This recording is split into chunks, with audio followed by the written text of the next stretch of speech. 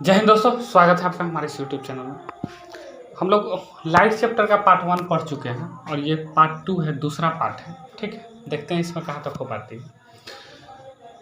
पहला पार्ट में हम लोग अगर हम दर्पण के प्रकार की बात करें तो हम बोले थे एक समतल दर्पण होता है और एक गोलीय दर्पण होता है, जिसमें कि अब समतल दर्पण पढ़ चुके हैं। तो आज हमको पढ़ना है गोलीय दर्पण। ठीक है, गोलीय दर्पण इंग्लिश में स्फेरिकल मिरर बोलते हैं।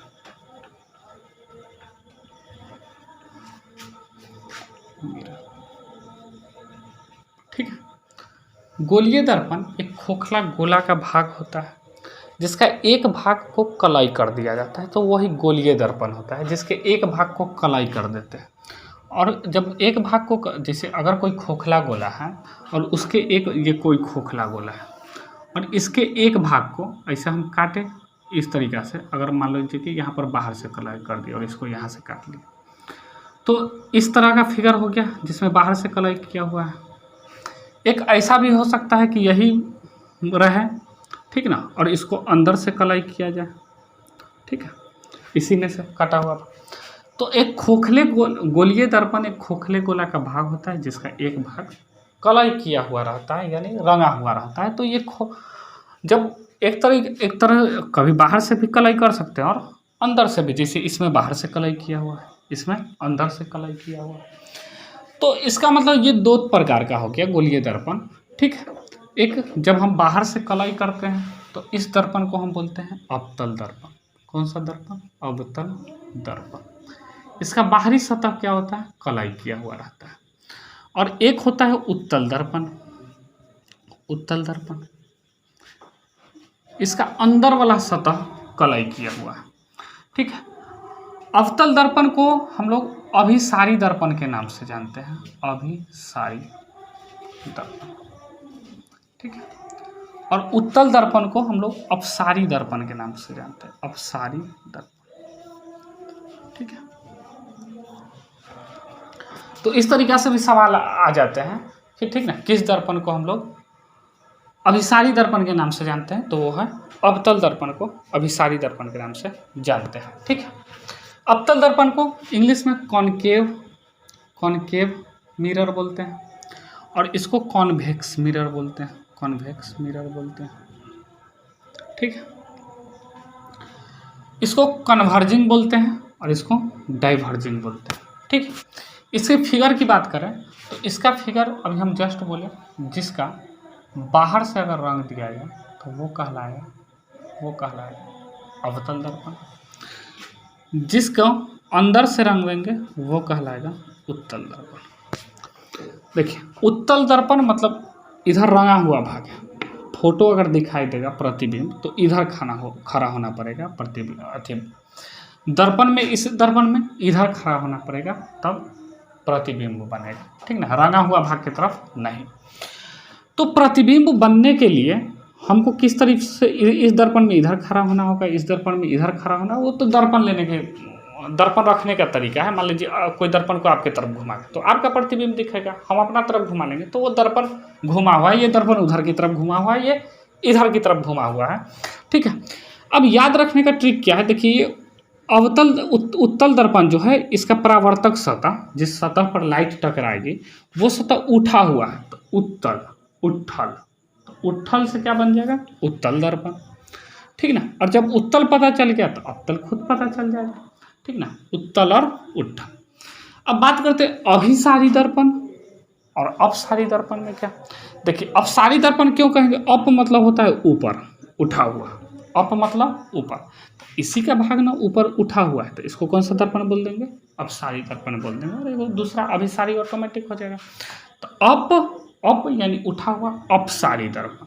ठीक है, तो इस तरीक़े से आप ट्रिक के माध्यम से याद कर लेंगे।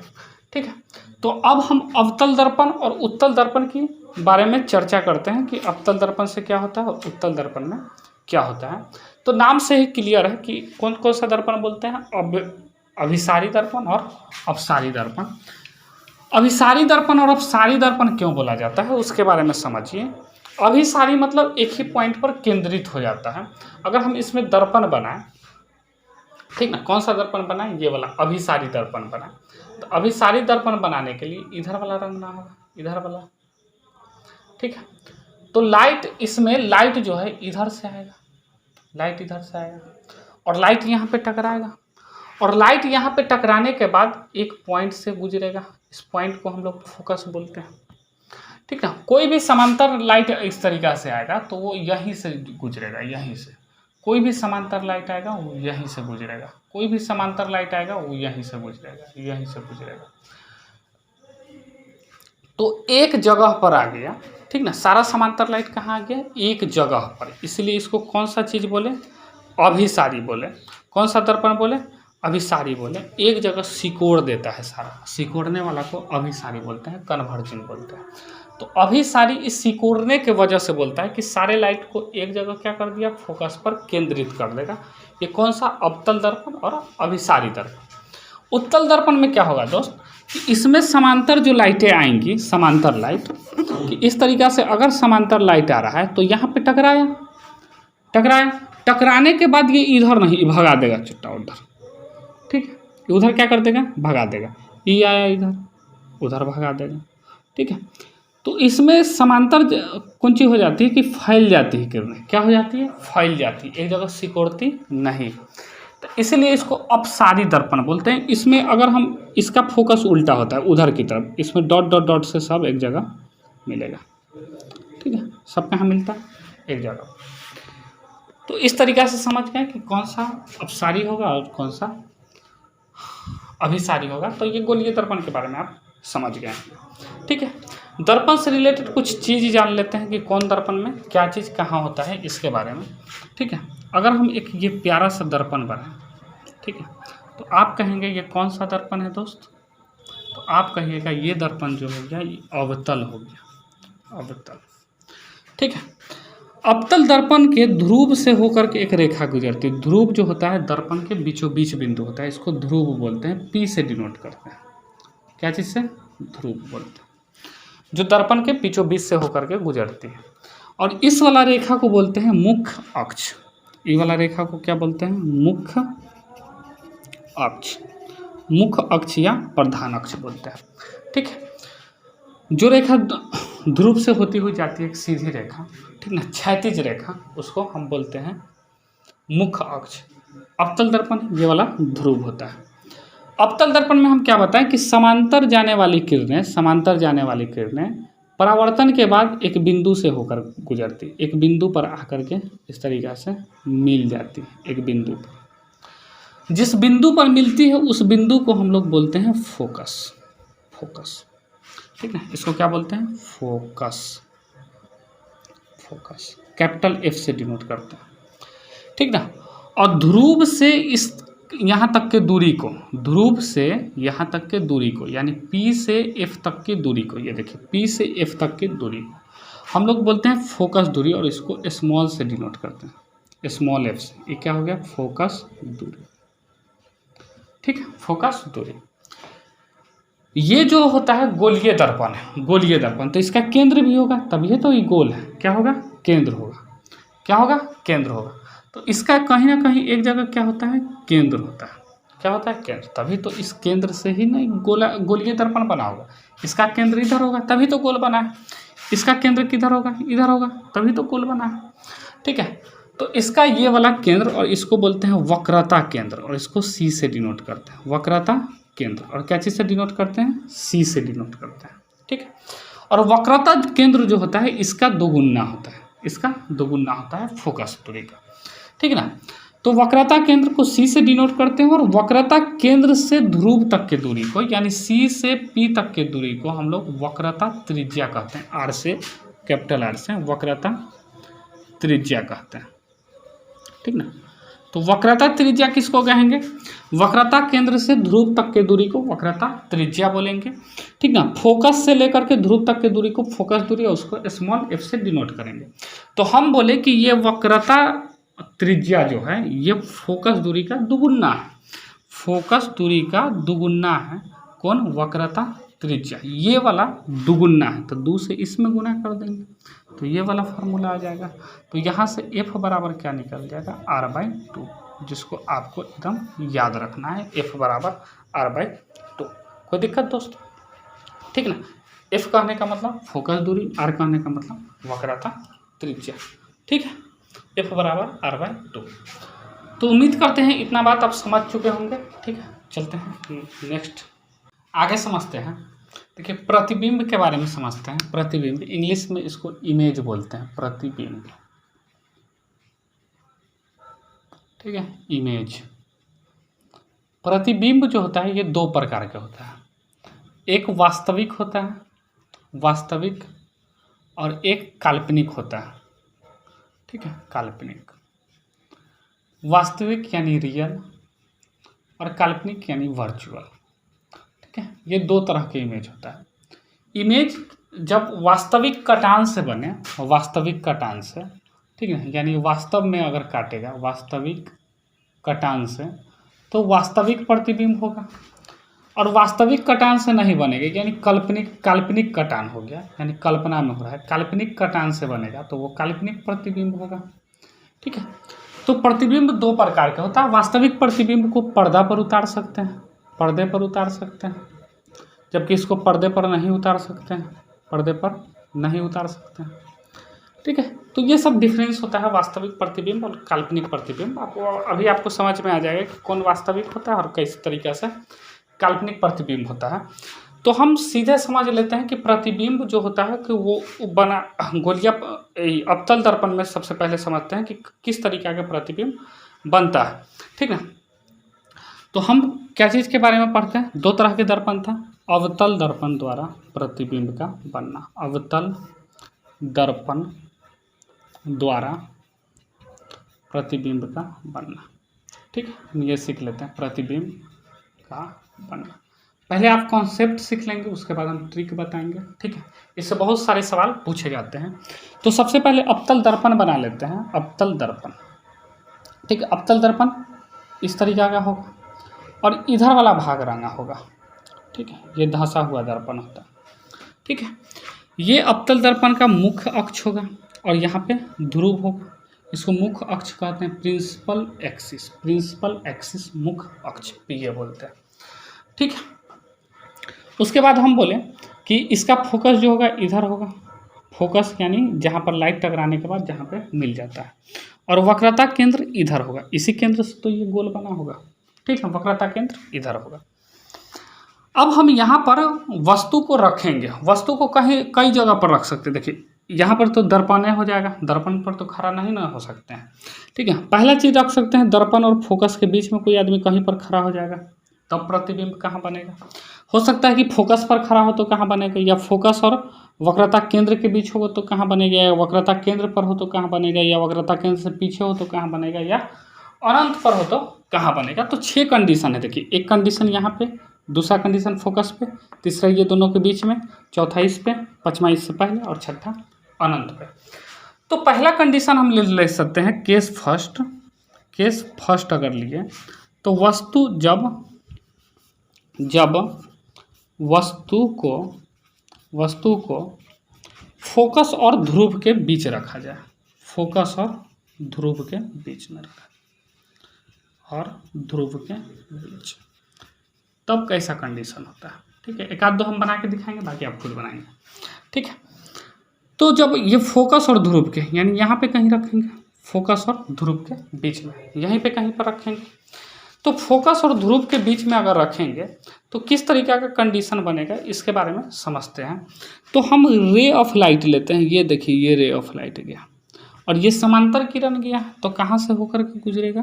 फोकस, ये वाला, ये फोकस से होकर के रिटर्न हो गया। ठीक है, रूल यही है कि जब समांतर किरणें गुजरेगी तो किससे होकर के जाएगी? फोकस से होकर के जाएगी। तो ये पहला रूल फॉलो किया। दूसरा रूल क्या होता है कि अगर कोई भी वक्रता केंद्र से जाती है तो वो सीधा चली जाती है, ठीक ना, उसी रास्ते वापस लौट आती है। ये वक्रता केंद्र वाला रेखा लिए यहाँ पे टकराया और इसी रास्ते वापस लौट आएगी। ठीक है, तो बताइए इधर तो कहीं पर मिलेगा नहीं, इधर तो दूर होता जा रहा है ना, तो इधर तो मिलेगा नहीं। जब भी मिलेगा तो इधर की तरफ मिलेगा, और इधर की तरफ, पीछे की तरफ हमें कल्पना में मिला रहा है, तो इसी को बोलते हैं काल्पनिक कटान। कौन सा? काल्पनिक कटान। और जब काल्पनिक कटान से बनेगा तो काल्पनिक प्रतिबिंब बनेगा। तो यहाँ पर कैसा प्रतिबिंब बन गया, काल्पनिक। और जो काल्पनिक प्रतिबिंब होगा वो हमेशा सीधा होगा। कैसा होगा, सीधा। देखिए ना, सीधा बन ही रहा है ना ऊपर की तरफ, ये भी ऊपर की तरफ था और ये भी ऊपर की तरफ था। तो पहला क्या, जब वस्तु को, ये वस्तु था, ये वाला क्या था, वस्तु था, और ये क्या है, प्रतिबिंब है। तो जब वस्तु को कहाँ रखा जाए, फोकस और ध्रुव के बीच में, तो वास्तव काल्पनिक कटान से बना है, पीछे डॉट डॉट डॉट से बना है, तो इस प्रतिबिंब जो बनेगा काल्पनिक बनेगा, काल्पनिक और सीधा बनेगा। जब भी काल्पनिक होगा तब सीधा होगा, उसके साथ ज़्यादा दिमाग नहीं लगाना, ठीक है। दूसरा क्या होगा, काल्पनिक और सीधा बनेगा। देखिए जितना बड़ा वस्तु है वस्तु से बड़ा बन रहा है, तो प्रतिबिंब कैसा होगा, वस्तु से बड़ा होगा, वस्तु से बड़ा होगा, ठीक है, वस्तु से बड़ा। और कंडीशन क्या होगा, प्रतिबिंब वस्तु से बड़ा होगा। और भी पूछ सकता है, बड़ा या आवर्धित भी बोलते हैं, ठीक है ना। दर्पण के पीछे होगा, ये भी तो कह सकते हैं, दर्पण के पीछे होगा, दर्पण के पीछे, ठीक है। तो इस तरह के कंडीशन होंगे। एक और कंडीशन ले लेते हैं, बाकी कंडीशन आप खुद बनेंगे, ठीक है। दूसरा केस 2 ले लेते हैं, 6 कंडीशन आएगा, ठीक है। केस दूसरा में अगर हम बात करें तो ये अवतल दर्पण हो गया, ठीक है। इसका वक्रता केंद्र यहाँ पे, फोकस यहाँ पे, ठीक है। ये प्रिंसिपल एक्सिस, ध्रुव यहाँ पे। हम जब वस्तु को मान लीजिए कि कहाँ पे रखें, फोकस पे रखें, कहाँ पे रखें, ये वस्तु है फोकस पे, तो पहला रेखा ये वाला, ठीक है। तो जब समांतर जाएगी तो इस तरीक़ा से गुजरेगी, ठीक है, इस तरीक़ा से गुजरेगी। दूसरा रेखा, ये दर्पण थोड़ा और बड़ा बना लेते हैं, दूसरा रेखा हम गुजारते हैं इससे, तो इसी रास्ते वापस, जब वक्रता केंद्र से गुजरती है तो उसी रास्ते वापस लौट आती है। तो ये इधर चौड़ाई ज़्यादा हो गया, इधर डॉट डॉट डॉट से नहीं मिलेगा, जब भी मिलेगा तो इधर की तरफ ही मिलेगा और बहुत दूर जा कर के मिलेगा। कहाँ जा कर के मिलेगा, बहुत दूर आगे। तो हम सीधे कहते हैं कहाँ पर मिलेगा, अनंत पर मिलेगा, तो अनंत पर ही कटेगा, ठीक ना। तो जब वस्तु कहाँ रखे, केस दूसरा में, जब वस्तु फोकस पर रखे, फोकस पर हो, तब प्रतिबिंब कहाँ बना, प्रतिबिंब जो बना तब बताइए कहाँ बना, अनंत पर, प्रतिबिंब अनंत पर बना। और चूंकि इधर वास्तविक कटान से बनेगा ना, इधर ना डॉट डॉट से मिरर की तरफ होता है, इधर तो रिफ्लेक्शन हो करके हुआ है, परावर्तन हो करके, तो इधर जो हुआ वास्तविक कटान से बना है, तो एक तो अनंत पर बनेगा और क्या बनेगा, वास्तविक बनेगा, ठीक है ना। और जब भी वास्तविक होगा, देखिए नीचे की तरफ बनेगा, तो क्या होगा, उल्टा भी होगा, वास्तविक होगा और उल्टा होगा, बड़ा होगा कि छोटा होगा, तो बहुत बड़ा होगा, कैसा होगा, बहुत बड़ा, ठीक है। तो उम्मीद करते हैं ये सारी चीज़ें आपको समझ में आती होंगी, ठीक है। बहुत बड़ा होगा, वास्तविक होगा, उल्टा होगा और अनंत पर बनेगा, ठीक है। तो ये 2 कंडीशन लिए हैं, तीसरा कंडीशन आप स्पेस के बीच का ले सकते हैं, ठीक है। हम सीधा एक ट्रिक के माध्यम से समझते हैं कि कहाँ पर रखने से कैसा प्रतिबिंब, आपको प्रतिबिंब बनाने समझ में आ चुका होगा, ठीक है। तो उसी के बारे में डायरेक्ट समझते हैं। तो कहाँ पर रखने से किस तरह का प्रतिबिंब बनेगा, डायरेक्ट समझ लेते हैं, ठीक है। ये हम बना लिए कौन सा दर्पण, अवतल दर्पण, ठीक है दोस्त। कौन सा दर्पण है, अवतल दर्पण है। ये क्या है, मुख्य अक्ष, यहाँ पे क्या होगा, फोकस, यहाँ पे क्या होगा, वक्रता केंद्र, और इधर हम कहीं क्या ले लेते हैं, अनंत ले लेते हैं, ठीक है। तो आपको सबसे पहले बता देते हैं कि अनंत पर रखेंगे, कहाँ पर, अनंत पर। तो कोई भी वस्तु को अगर हम अनंत पर रखेंगे, यहाँ पर 1 नंबर ले लेते हैं, तो प्रतिबिंब जो आपका बनेगा अनंत पर रखने से, वो बनेगा फोकस पर। कहाँ पर बनेगा, फोकस पर बनेगा, यहाँ पर कहाँ पे बन जाएगा, फोकस पर। और उल्टा बनेगा, वास्तविक और उल्टा, कहाँ पर, फोकस ऊपर लिख देते हैं, किनारा में लिख देते हैं, कहाँ पे बनेगा, अनंत पर लेने से फोकस पे बनेगा, ठीक है। दूसरा अगर बात करें तो ये वक्रता केंद्र से पहले, ठीक ना, यानी वक्रता केंद्र से पीछे दूसरा, ठीक ना, लेने पर, ठीक ना, कहाँ पे बनेगा, देखिए इसको इधर खसकाइए और इसको इधर खसकाइए, तो फोकस और किसके बीच बन जाएगा, फोकस और इसके बीच में ये वक्रता केंद्र के बीच में बन जाएगा, दूसरा कंडीशन। ठीक है, दूसरा। तीसरा, अगर हम वक्रता केंद्र पर लेते हैं तो ये वक्रता केंद्र पर ही बनेगा। कहाँ पे बन जाएगा? वक्रता केंद्र पर ही। ठीक है दोस्त। चौथा, अगर हम लेते हैं वक्रता केंद्र और फोकस के बीच में लेते हैं, वक्रता केंद्र और फोकस के बीच में, कहीं यहाँ पर ले लिया चौथा कंडीशन, चौथा कंडीशन, तो इसको एक इधर घसका देंगे, यहाँ पे बन जाएगा। ठीक है, यहाँ पे बन जाएगा चौथा कंडीशन। ठीक है, यानी वक्रता केंद्र से पीछे। पांचवा कंडीशन, अगर हम फोकस पर लेते हैं तो कहाँ पे बन जाएगा? इधर अनंत पे बन जाएगा। कहाँ बन जाएगा? अनंत पे बन जाएगा, 5 नंबर। और छठा कंडीशन, अगर हम इस दोनों के बीच में लेते हैं, ध्रुव और इसके बीच में, तो अभी जस्ट आप देखे हैं कि छठा कंडीशन में इधर बन जाता है। ठीक है, इधर बन जाता है। ठीक है, तो ये आप देखिए कि हर एक कंडीशन में क्या बन रहा है? वास्तविक और उल्टा। हर एक कंडीशन में ये पांचों का पांचों कंडीशन जो प्रतिबिंब बन रहा है, वास्तविक, वास्तविक, उल्टा। पहले हम देखिए, इसमें जब वक्रता केंद्र पर रखेंगे तो ये वक्रता केंद्र वाला ये वाला बराबर होगा, ये दोनों बड़का होगा, बड़ा बनेगा, वस्तु से बड़ा बनेगा, ये छोटा बनेगा, ये दोनों वस्तु से, और ये बनेगा बराबर, बराबर। ठीक है, बराबर। और ये तीनों मिल करके, ये तीनों मिल करके वास्तविक और उल्टा, वास्तविक और उल्टा, वास्तविक और उल्टा। ठीक है, वास्तविक और उल्टा बन जाएंगे। कोई दिक्कत?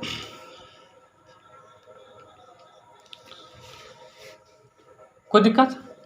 ये दोनों स्थिति में जब अनंत पर रखेंगे तो छोटा बनेगा। ठीक है, यहाँ पे फिर ये बराबर, ये। ठीक है, याद किस तरीके से करेंगे? देखिए, अनंत पर रखेंगे, कहाँ पे बनेगा? यहाँ फोकस से स्टार्ट। अनंत पर रखेंगे, फोकस पर, छोटा बनेगा। अनंत और वक्रता केंद्र के बीच में रखेंगे, इसके वक्रता केंद्र और फोकस के बीच में बनेगा, छोटा बनेगा वस्तु से। वक्रता केंद्र पर रखेंगे, वक्रता केंद्र पर ही बनेगा, बराबर बनेगा वस्तु के। वक्रता केंद्र और फोकस के बीच में रखेंगे तो वक्रता केंद्र से पीछे बनेगा, अनंत के बीच में। ठीक है, और ये बड़ा बनेगा वस्तु से। फोकस पर रखेंगे तो अनंत पर बनेगा और ये भी बड़ा बनेगा। और हर एक कंडीशन में क्या बनेगा? वास्तविक और उल्टा। एक कंडीशन है जब फोकस और ध्रुव के बीच में रखेंगे तो कैसा बनेगा? छठा कंडीशन, उसमें बनेगा आपका ये वाला काल्पनिक, काल्पनिक, काल्पनिक, सीधा और बड़ा, जो अभी पीछे देखे हैं। तो ये ट्रिक के माध्यम से आप एक इधर बढ़ते रहेंगे, ऊपर ये सारा जो है ये वस्तु का स्थिति है कि कहाँ पर वस्तु को रखें, वस्तु की स्थिति। ठीक है, तो ये आप कौन सा दर्पण है? अवतल दर्पण, अवतल दर्पण, दर्पण। अब बात करते हैं उत्तल दर्पण की। कौन सा दर्पण? उत्तल दर्पण की, उत्तल दर्पण, उत्तल दर्पण। तो उत्तल दर्पण बना लेते हैं। इसका ये भाग रंगा होगा, ठीक है, ये ध्रुव होगा, इसका वक्रता केंद्र इधर होगा, होगा ना, इसी केंद्र से तो बनेगा, तो वक्रता केंद्र किधर हो जाएगा? इधर हो जाएगा। फोकस भी इधर ही होगा, ठीक है। दर्पण के पीछे फोकस है तो इसका फोकस काल्पनिक फोकस होगा, इसका फोकस वास्तविक फोकस होगा दर्पण के सामने, इसका काल्पनिक फोकस भी और ये वक्रता केंद्र भी काल्पनिक होगा, ठीक है। इसका वास्तविक होगा, जो वास्तव में है वो वास्तविक की कैटेगरी में आएगा। तो इसमें होगा क्या कि आप कहीं भी वस्तु को रख लीजिए, कहीं भी आप वस्तु को चाहे जहाँ मन करे वहाँ रख लीजिए, हर एक स्थिति में वस्तु जो बनेगा, जैसे अगर मान लीजिए कि आप अनंत पर रखते हैं तो कहाँ पर बनेगा? एक कंडीशन है कि आप अनंत पर रखेंगे, अनंत पर, तो उस स्थिति में वस्तु जो है वो फोकस पर बनेगा। कहाँ पे बनेगा? फोकस पर। जब वस्तु को कहाँ रखते हैं? अनंत पर। तो एक ही कंडीशन है, अनंत पर रखने से, अनंत पर रखने से कहाँ पे बनता है? फोकस पर, फोकस। और बाकी अनंत और इसके बीच में कहीं भी रख लीजिए, हर स्थिति में एक ही जगह पर बनेगा। अनंत और ध्रुव के बीच में रखने से एक ही जगह बनेगा, और वो ध्रुव और फोकस के बीच में। ध्रुव आप अनंत पर रखें तो कहाँ पे बनेगा? फोकस पर। और इसके बीच में आप कहीं भी रख लीजिए, अनंत पर रखने से कहाँ पे बनेगा? अनंत पर रखने से फोकस पर। और इसके बीच में कहीं पर रख लीजिए तो यहाँ पे बनेगा, फोकस और ध्रुव के बीच में। एक नंबर अनंत पर, अनंत पर रख दी, ये अनंत, अनंत। अनंत पर रखें तो कहाँ बनेगा, एक नंबर फोकस पर बनेगा, ठीक है, अनंत पर रखने से। दूसरा क्या होगा, आप कहीं भी रख लीजिए, 2 नंबर 3 4 कहीं भी रख लीजिए ध्रुव और अनंत के बीच में, तो हर हाल में ध्रुव और फोकस के बीच में प्रतिबिंब बनेगा और हर स्थिति में एक ही चीज़ होगा, ठीक है ना, सीधा बनेगा, ठीक है, और वस्तु से छोटा बनेगा, सीधा बनेगा और वस्तु से छोटा। इस स्थिति में वस्तु से बहुत छोटा बनेगा, सीधा, इसमें हर एक कंडीशन में सीधा, वस्तु से छोटा, वस्तु से छोटा। और सीधा है इसका मतलब क्या है, काल्पनिक। सीधा है इसका मतलब क्या है, काल्पनिक। तो काल्पनिक, सीधा और वस्तु से छोटा कौन सा दर्पण में बनता है, उत्तल दर्पण में बनता है। तो उत्तल दर्पण में इसी तरीके के बनते हैं, ठीक है। अब हम समझ लेते हैं प्रतिबिंबों का उपयोग कहाँ होता है, ठीक ना। समतल दर्पण का उपयोग कहाँ करते हैं, अवतल दर्पण का उपयोग कहाँ करते हैं। तो देखिए, इस अवतल दर्पण का उपयोग हम लोग उपयोग जो करते हैं ये हजामती दर्पण के रूप में करते हैं, ठीक ना। कौन सा दर्पण, हजामती दर्पण। हजामती दर्पण किसका प्रयोग, अवतल दर्पण का प्रयोग। क्योंकि यहाँ पर जब रखेंगे तो वस्तु से क्या बनेगा, बड़ा। ये वाला प्रयोग तो नहीं कर सकते हैं, इसमें हर स्थिति में वस्तु से क्या बनता है, छोटा बनता है, और इसमें वस्तु से बड़ा बनता है। तो यही दर्पण का ना प्रयोग करेंगे कि वस्तु से तनका बड़का दिखाई दे और सेविंग अच्छा से होगा। तो इसको हम लोग हजामती दर्पण के रूप में प्रयोग करते हैं।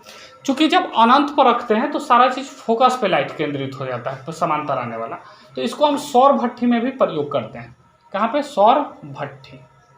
सौर भट्ठी, गाड़ी का हेडलाइट जो होता है, हेडलाइट में भी इसका प्रयोग करते हैं। जहाँ पर भी लाइट केंद्रित करने की बात है, ठीक ना, वहाँ पर हम इसका प्रयोग करेंगे। तो गाड़ी के हेडलाइट वगैरह में भी इसका प्रयोग किया जाता है, ठीक है।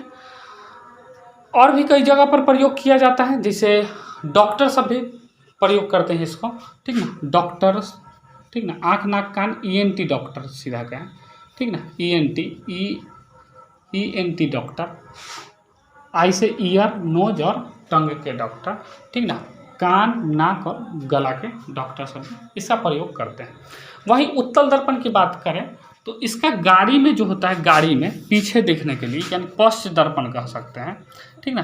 गाड़ी में पीछे देखने के लिए जो लगाया रहता है जो दर्पण, ठीक ना, उसी में इसका प्रयोग किया जाता है। और भी कई जगहों पर किया जाता है, ठीक है। और समतल दर्पण का प्रयोग तो हम लोग घर में आईना देखने के लिए समतल दर्पण का प्रयोग करते हैं। समतल दर्पण का प्रयोग पेरिस्कोप बनाने में करते हैं, ठीक है। तो कई जगह पर इस सब दर्पण का प्रयोग किया जाता है, ठीक है। अब समझते हैं चिन्ह के बारे में कि चिन्ह किसका क्या होगा।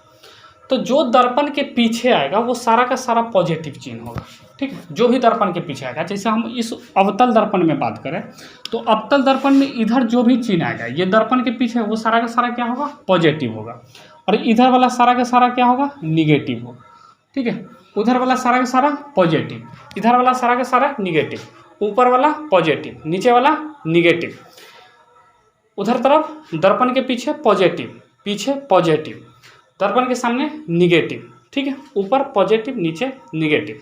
तो बताइए, वस्तु की स्थिति हमेशा दर्पण के सामने होगा, दर्पण के सामने। तो वस्तु की स्थिति जो होगा, ठीक ना, वस्तु दूरी, हमेशा वस्तु की दूरी, वो क्या लेना है, वस्तु दूरी निगेटिव लेना है, चाहे वो कोई सा भी दर्पण हो, ठीक है। हम एक वस्तु दूरी कोई भी दर्पण हो, क्या लेना है, निगेटिव लेना है, ठीक है। ये आपका हो गया कौन सा दर्पण, इधर से अगर रंग देंगे तो, ठीक है, अवतल दर्पण।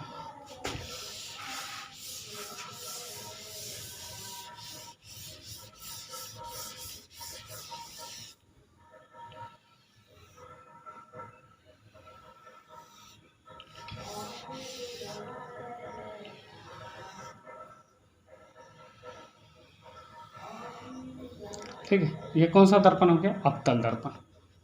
अवतल दर्पण का ये हो गया मुख्य फोकस, ठीक है दोस्त। कौन सा, ये मुख्य फोकस हो गया। अवतल दर्पण के वस्तु दूरी को हम लोग यू से डिनोट करेंगे। वस्तु दूरी, हम सब चीज़ लिख लेते हैं। वस्तु दूरी को क्या चीज़ से डिनोट करेंगे, यू से। यू से प्रतिबिंब दूरी को, प्रतिबिंब दूरी को भी से डिनोट करेंगे। और फोकस दूरी पता है, फोकस दूरी को एफ से डिनोट करेंगे, ठीक है। अब आप बताइए हम बोल रहे हैं कि इधर जो भी चीज़ आएगा वो दर्पण के पीछे आएगा वो पॉजिटिव होगा, और दर्पण के इधर जो भी चीज़ आएगा वो निगेटिव होगा। पीछे आएगा वो पॉजिटिव होगा दर्पण के पीछे, और सामने आएगा वो निगेटिव होगा। तो वस्तु दूरी जो है हमेशा, अगर बात करें यहाँ पे हम लाइन खींचें, ठीक ना, कि वस्तु की स्थिति की अगर बात करें, ठीक है ना,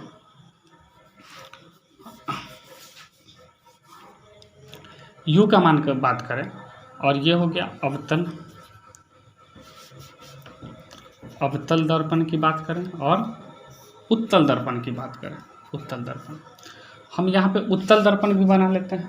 ये हो गया आपका उत्तल दर्पण। इधर से रंग देंगे तो उत्तल हो जाएगा। बताइए इसमें किधर प्लस लेना होगा उत्तल दर्पण में? तो प्लस आपका इसमें फोकस कहाँ पे आएगा? ये वाला फोकस होता है और ये वाला होता है। इसमें वक्रता केंद्र क्या होगा? इधर होगा वक्रता केंद्र, और ये वाला होगा फोकस। वस्तु को कहाँ रखना होता है? दर्पण के सामने। तो दर्पण के सामने तो ये है, तो ये वाला निगेटिव और इधर वाला पॉजिटिव, इधर वाला पॉजिटिव, ठीक है।